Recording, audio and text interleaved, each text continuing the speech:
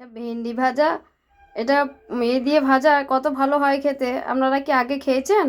এভাবে ভাজা খেয়ে দেখুন, দেখুন আমি কিভাবে বানাচ্ছি। বা খুবই ভালো খেতে, কালো জিরে পোস্ত দিয়ে যদি করা হয় তাহলে খুবই ভালো। কড়াই বসিয়ে দিয়েছি, আমি এবার তেল দিয়ে দেবো। দিয়ে দেবো কালো জিরে। কালো জিরের মধ্যে ওই দুটো মেথি পড়ে গেছে, ওই পাঁচফোড়ন থেকেই বেচেছি। কালো জিরেই ফোড়ন দেবে আপনারা। আমার কাছে কালো জিরে ছিল না, ওই পাঁচফোড়ন থেকে বাছা হয়েছে। দিয়ে দেবেন পোস্ত। এবারে আলুটা,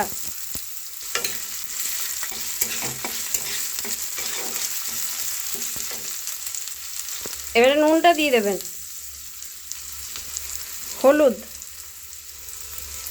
এবারে এই তোমার ভেন্ডিগুলোও দিয়ে দেবে এর সাথে।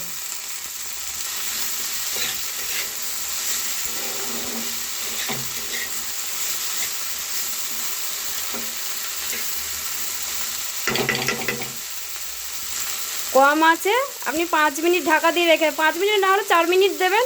একদম কম আছে দিতে হবে, লো গ্যাসেতে।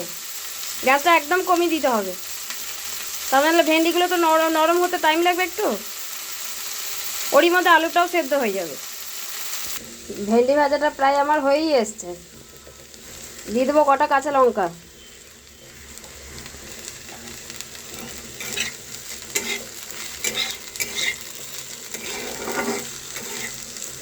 এভাবে যদি ভাজা খান না, খুব ভালো খেতে।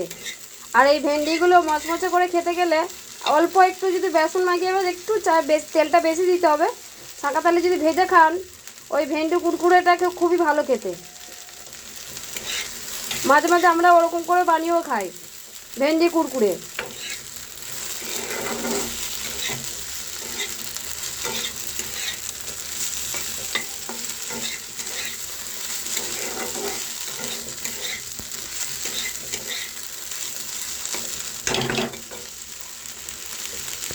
ভেন্ডি ভাজাটা আমার হয়ে গেছে। মাছ ভাজবো, তো মাছটা তো শুধুই এমনি নুন হলুদ মাখিয়ে ভাজা হয়। তা আজকে আমি একটু অন্য রকমের ভাজবো। আগেও ভেজে খেয়েছি তো ভালো লেগেছিলো, তা আজকে আমি ওরকমই আবার ভাজবো। দিয়ে দেবো 1 চামচ বেসন, একটু লঙ্কা গুঁড়ো, দিয়ে দেবো একটু লেবু,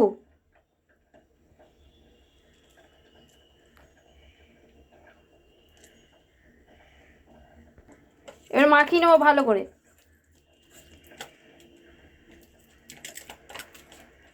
এইরকম করে ভাজা খেয়ে একবার দেখবেন, তারপর দেখবেন কত ভালো খেতে। শুধু নুন হলুদ মাখিয়েই তো ভাজা খাওয়া হয়। তেল গরম হয়ে গেছে আমার, তেলটা আগেই বসিয়ে দিয়েছিলাম। এই 2 পিস ভেজে নেবো এরকম বল। তেলটা একটু বেশিই লাগবে।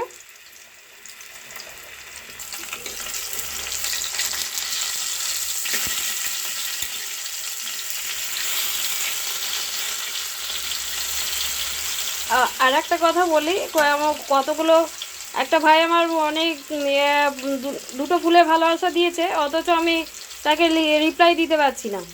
নিশ্চয়ই কিছু প্রবলেম হয়েছে, ওই জন্য আমি যেতে পারছি না। একটা লাল রেড একটা চলে এসছে, জানি না এটা কিসের জন্য আসছে, আমি বুঝতে পারছি না।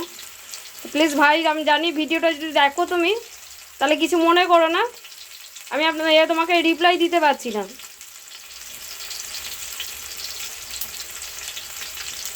কাল থেকে ওই প্রবলেমটা হয়েছে। কালকেও আমি কজনকেই দিতে যাচ্ছি, দেখছি রিপ্লাই যাচ্ছেই না।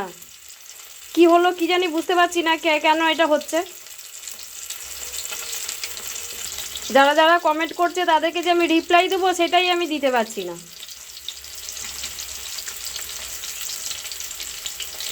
মাছগুলো ভাজা হয়েছে, এরপরে আমি একটুখানি চাট মশলা দিয়ে দেবো।